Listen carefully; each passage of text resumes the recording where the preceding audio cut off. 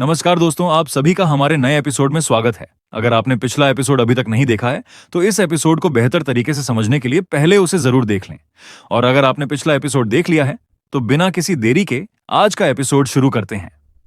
अगर आपको हमारी वीडियो पसंद आए, तो वीडियो को लाइक करें और चैनल को सब्सक्राइब करना बिल्कुल ना भूलें। तो चलिए, अब कहानी शुरू करते हैं। यह एपिसोड ठीक वहीं से शुरू होता है जहां पिछला एपिसोड खत्म हुआ था। तो भाई लोग, चैप्टर 4 की शुरुआत में हमारी एडिथ अपने कमरे में टहलते हुए एक तगड़ी स्ट्रैटेजी बनाती है। वो सोचती है, किसी भी रोमांटिक फैंटेसी नोवेल में विलन के सरवाइव करने का सबसे बेस्ट तरीका यही है कि वो कहानी के की सपोर्टिंग कैरेक्टर्स का दिल जीत ले। और रुडविक फैमिली में सरवाइव करने के लिए सबसे जरूरी हैं ड्यूक और डचेस के ओपिनियन। आखिर एडिथ का अल्टीमेट गोल क्या है? बस इस आलीशान महल में बिना किसी फालतू ड्रामे के एक सुकून और ऐश आराम वाली जिंदगी जीना। पर इसके लिए उसे पहले उनका भरोसा जीतना होगा। वो सोचती है कि दुनिया के किसी भी सास ससुर को यह बात बहुत अच्छी लगेगी कि उनकी नई बहू शादी की अगली सुबह खुद आकर उन्हें गुड मॉर्निंग विश करे। तभी उसकी नजर दीवार पर लटकी एक रस्सी पर पड़ती है और वो खुश हो जाती है। ओ भाई, ये तो वही बेल रोप है जिसके बारे में मैंने बुक्स में पढ़ा था। कितनी कूल है। वो रस्सी खींचती है और पलक झपकते ही कमरे में एक मेड की एंट्री होती है जो कहती है, क्या आपने मुझे बुलाया माय लेडी? जब एडिथ मुस्कुराकर कहती है, हाँ प्लीज मुझे फ्रेश होने और कपड़े पहनने में हेल्प करो, तो वो मेड थोड़ा झेंप जाती है क्योंकि किसी नोबल लेडी के मुंह से प्लीज सुनना उसके लिए काफी अजीब था। वो मेड कहती है, जी बिल्कुल, मैं आपके लिए वॉशिंग बेसिन रेडी करती हूं। जब वो वापस आती है तो एडिथ अपनी बाहें सिकोड़ कर बड़े प्यार से पूछती है, वैसे तुम्हारा नाम क्या बताया था तुमने? मेड सिर झुकाकर कहती है, अन्ना, माय लेडी। इसके बाद जब एडिथ अपनी अलमारी खुलवाती है तो उसके होश उड़ जाते हैं। ओरिजिनल एडिथ के सारे कपड़े सिर से पैर तक चमकीले, तड़क भड़क वाले और बहुत ज्यादा डीप नेक यानी रिवीलिंग थे। एडिथ हैरान होकर अन्ना से पूछती है, अन्ना, क्या मेरे लाए हुए सारे कपड़े ऐसे ही दिखावे से भरे और रिवीलिंग हैं? अन्ना कहती है, जी माय लेडी। अब भाई, एडिथ इमेजिन करती है कि अगर वो ऐसे बोल्ड कपड़े पहनकर अपने सास ससुर के सामने गुड मॉर्निंग बोलने गई तो वे लोग तो शौक के मारे वहीं अपनी छाती पकड़ लेंगे। वो गहरी सांस लेकर अपना सिर पकड़ लेती है और सोचती है कि सोचने भर से ही कितनी शर्म आ रही है। वो तुरंत अन्ना को ऑर्डर देती है, अन्ना, दर्जी से कहो कि इस ड्रेस के क्लीवेज को अच्छे से कवर करे, और हां, इसके ऊपर जो ये फालतू की ओवर डेकोरेशन और तामझाम है उसे भी हटा दो, समझी?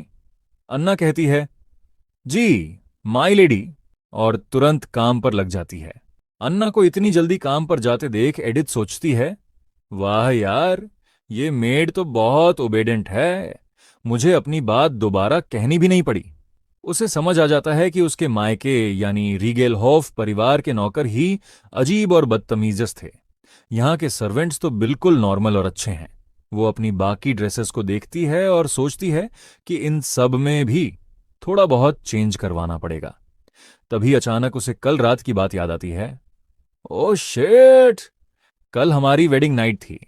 रोमांटिक फैंटेसी नॉवेल के रूल्स के मुताबिक उसके दिमाग में एक अजीब सा ख्याल आता है कि क्या उसे बेडशीट पर नकली खून का दाग लगा देना चाहिए।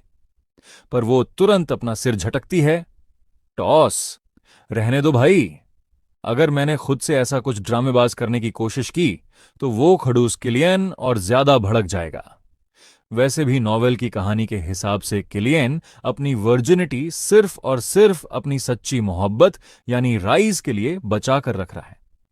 ईडिथ मुस्कुराते हुए सोचती है, खैर, एक हॉट वर्जिन लड़के में कोई बुराई नहीं है।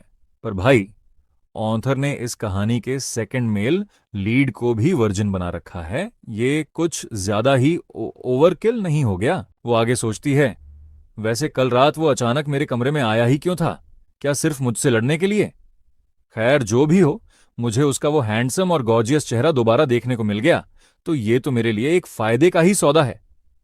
तभी अन्ना आकर कहती है, माय लेडी, सब काम हो गया है। एडिथ अपनी सोच से अचानक बाहर आती है। ओह हाँ, अन्ना बताती है कि उसने एडिथ के बाल सेट कर दिए हैं और दर्जी ने उसकी ड्रेस में भी सारे चेंजेस पूरे कर दिए हैं। इतनी जल्दी काम होने पर एडिथ कहती है, अरे वाह, इतनी जल्दी, थैंक यू। इसके बाद वो शीशे में खुद को देखती है और उसका दिल थोड़ा डगमगाने लगता है। वो खुद को समझाती है, कंट्रोल बेटा, सुना चोई उसका असली नाम। संभालो खुद को। तुमने खुद से वादा किया था कि तुम उसके प्यार में कभी नहीं पड़ोगी, तो बस उस पर लट्टू होना बंद करो। खैर, खुद को पूरी तरह शांत करके एडिथ फाइनली डाइनिंग हॉल में एंट्री मारती है। उसने एक बेहद ग्रेसफुल, सिंपल और पूरी तरह से ढकी हुई सुंदर ड्रेस पहनी है।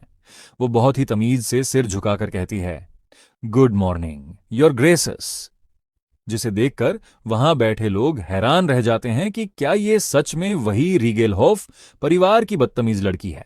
डचेस बहुत ही प्यार से मुस्कुराते हुए एडिथ से पूछती हैं, तुम कल काफी थक गई होगी, फिर भी इतनी सुबह उठकर यहां आई। क्या तुम हमारे आसपास थोड़ा नर्वस फील कर रही हो? एडिथ तुरंत कहती है, अरे नहीं, ऐसी कोई बात नहीं है, थैंक यू। लेकिन जैसे ही वो बैठती है, उसकी नजर टेबल पर पड़ती है। वहां सिर्फ एक ही चाय का कप रखा था। एडिथ का दिमाग ठनक जाता है। वो समझ जाती है कि पूरे महल में ये बात फैल चुकी है कि कल रात किलियन ब्राइडल स्वीट में नहीं सोया था। तभी ड्यूक एक कड़क आवाज में चाय की चुस्की लेते हुए कहते हैं, तो एडिथ, मैं ये जानने के लिए उत्सुक हूं कि इस घर की बहू होने के नाते तुम्हें अपनी क्या जिम्मेदारियां ही लगती हैं। भाई साहब, ये एक सीधा टेस्ट था, लेकिन हमारी एडिथ के पास पुरानी एडिथ की यादें थीं। वो पूरे कॉन्फिडेंस के साथ कहती हैं, मैं घर के बही खाते यानी लेजर्स और एडमिनिस्ट्रेशन का काम संभाल सकती हूं। ड्यूक थोड़े हैरान होते हैं और कहते हैं, हम, जाहिर है तुम्हारे परिवार के अपने तरीके होंगे, लेकिन अगर तुम यहां के तरीके सीखना चाहो तो मुझे तुम्हें सिखाने में खुशी होगी। ड्यूक आगे एक जहरीला ताना मारते हैं, वैसे मुझे यह देखकर अच्छा लगा कि काउंट रीगेलहोफ ने तुम्हें कुछ खास स्किल्स तो सिखाई हैं।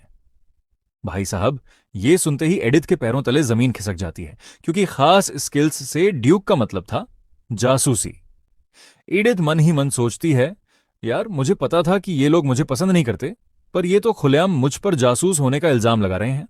एडिथ खुद को संभालती है और बेहद ग्रेसफुली जवाब देती है, अगर आपको अभी मुझ पर भरोसा नहीं है तो मैं कोई और काम सीख सकती हूं। मैं जल्दी सीखने की पूरी कोशिश करूंगी। उसका ये सीधा और सच्चा जवाब देखकर डचेस भी इंप्रेस हो जाती हैं और अपने पति को कोहनी मारती हैं।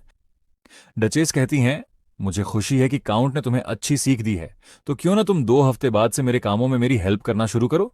अगर उससे पहले तुम्हें कुछ चाहिए हो तो मुझे बताओ। एडिथ कहती है, थैंक यू डचेस, क्या मुझे कोई पूरा महल और ग्राउंड्स घुमा सकता है? डचेस मुस्कुराकर कहती हैं, हम, वैसे इसके लिए तो किलियन को तुम्हारी हेल्प करनी चाहिए। ये सुनते ही एडिथ का चेहरा रोने जैसा हो जाता है और वो सोचती है, नो वे, वो खड़ूस तो मेरी शक्ल भी नहीं देखना चाहता, वो भला मुझे महल क्या घुमाएगा।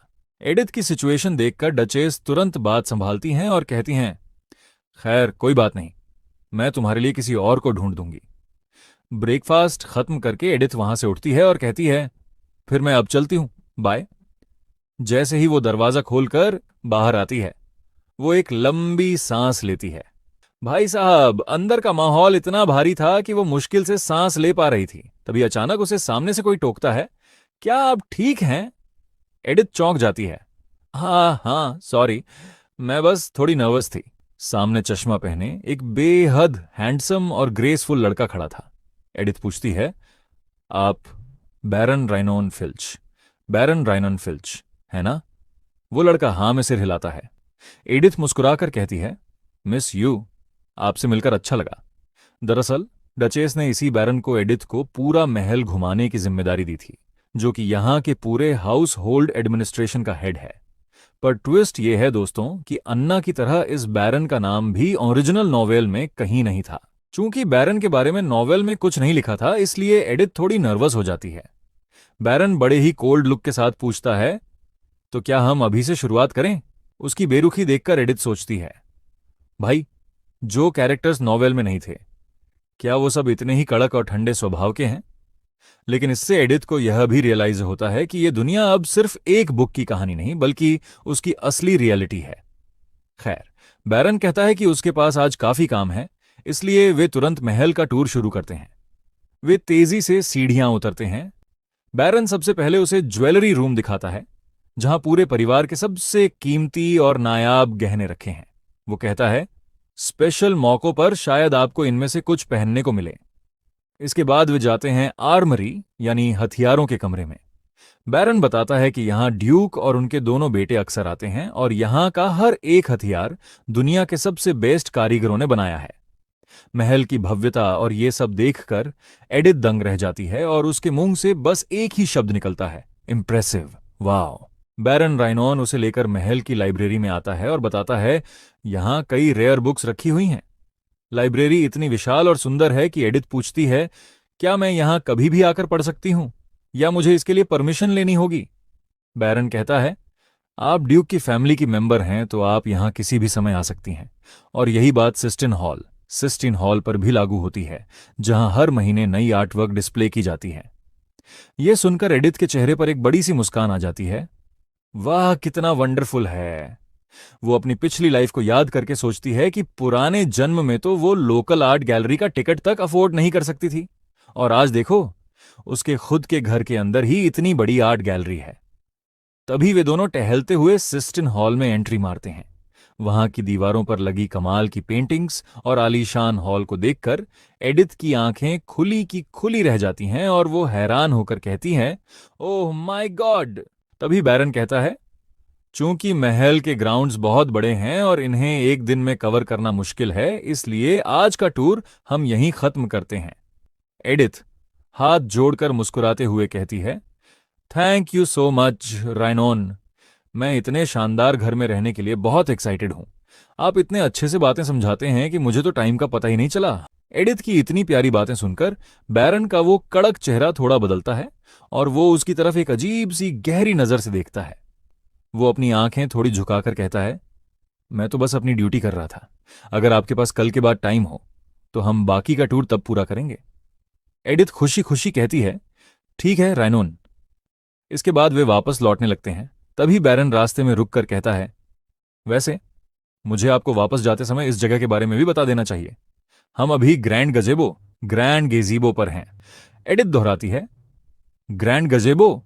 बैरन हाँ में सिर हिलाता है और कहता है, हाँ, पूरे महल के ग्राउंड्स का खूबसूरत नजारा देखने के लिए यह सबसे परफेक्ट जगह है। और भाई साहब, इसी खूबसूरत व्यू के साथ उनका ये शानदार टूर का पहला दिन खत्म होता है। बैरन राइनोन आगे बताता है, जब भी हमारे यहाँ मेहमान आते हैं हम उन्हें यहीं इनवाइट करते हैं। यहां तक कि ड्यूक और डचेस को भी यहां अपना समय बिताना बहुत पसंद है। जैसे ही एडिथ गजेबो की तरफ देखती है, उसका दिल बैठ जाता है। वहां टेबल पर कोई और नहीं बल्कि इस कहानी की असली स्टार कास्ट बैठी थी, यानी राइज, क्लिफ और उसका खडूस पति किलियन। वे तीनों मजे से चाय पीते हुए हंस बोल रहे थे। ये खूबसूरत नजारा देखकर एडिथ के कदम वहीं रुक जाते हैं। राइनोन उसे देखता है, पर एडिथ का चेहरा एकदम उदास हो जाता है। वो दूर से ही उस परफेक्ट फैमिली को देखती है और मन ही मन सोचती है, वाकई ये जगह बहुत खूबसूरत है, लेकिन इस खूबसूरत फ्रेम में मेरे जैसे विलन के लिए कोई जगह नहीं है। वो समझ जाती है कि उसका वहां जाना बस उस माहौल को खराब करेगा। इसी इमोशनल और सस्पेंस भरे मोड पर स्क्रीन पर फ्लैश होता है, टू बी कंटिन्यूड, यानी हमारा चैप्टर 4 यहीं पर खत्म हो जाता है। ऐसे ही और भी डीप डाइव्स के लिए उस सब्सक्राइब बटन को दबा देना। थैंक्स फॉर वॉचिंग और मिलते हैं अगले चैप्टर में।